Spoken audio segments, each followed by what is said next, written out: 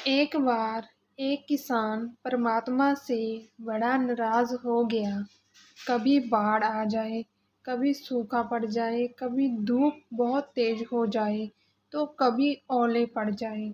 हर बार कुछ ना कुछ कारण से उसकी फसल थोड़ी खराब हो जाए।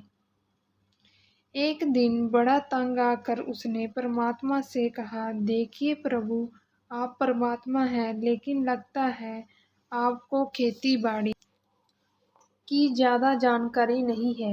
एक प्रार्थना है कि एक साल मुझे मौका दीजिए, जैसा मैं चाहूँ वैसा मौसम हो, फिर आप देखना मैं कैसे अन्न के भंडार भर दूंगा। परमात्मा मुस्कुराए और कहा, ठीक है, जैसा तुम कहोगे वैसा ही मौसम मौसम कर दूंगा, मैं दखल नहीं करूंगा। किसान ने गेहूं की फसल बोई। जब धूप चाहिए तब धूप मिली, जब पानी तब पानी, तेज धूप, ओले, बाढ़, आंधी तो उसने आने ही नहीं दी। समय के साथ फसल बढ़ी और किसान की खुशी भी, क्योंकि ऐसी फसल तो आज तक नहीं हुई थी। किसान ने मन ही मन सोचा, अब पता चलेगा परमात्मा को कि फसल कैसे करते हैं। बेकार ही इतने वर्ष हम किसानों को परेशान करते रहे। फसल काटने का समय भी आया। किसान बड़े गर्व से फसल काटने गया, लेकिन जैसे ही फसल काटने लगा, एकदम से छाती पर हाथ रखकर बैठ गया।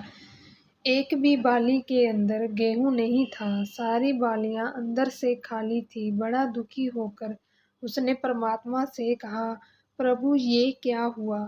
तब परमात्मा बोले, ये तो होना ही था। उसने तुमने पौधों को संघर्ष का जरा सा भी मौका नहीं दिया, ना तेज धूप में उनको तापमान तापने दिया, न आंधी ओलों से जूझने दिया। उनको किसी प्रकार की चुनौती का एहसास जरा भी नहीं होने दिया।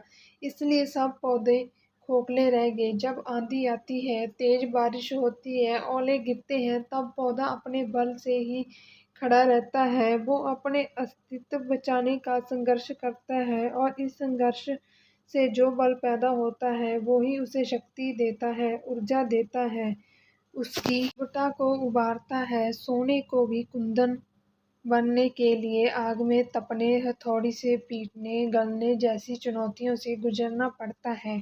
तभी उसकी स्वर्णिम आभा बढ़ती है, उसे अनमोल बनाती है। उसी तरफ जिंदगी में भी अगर संघर्ष ना हो, चुनौती ना हो, तो आदमी खोखला ही रह जाता है।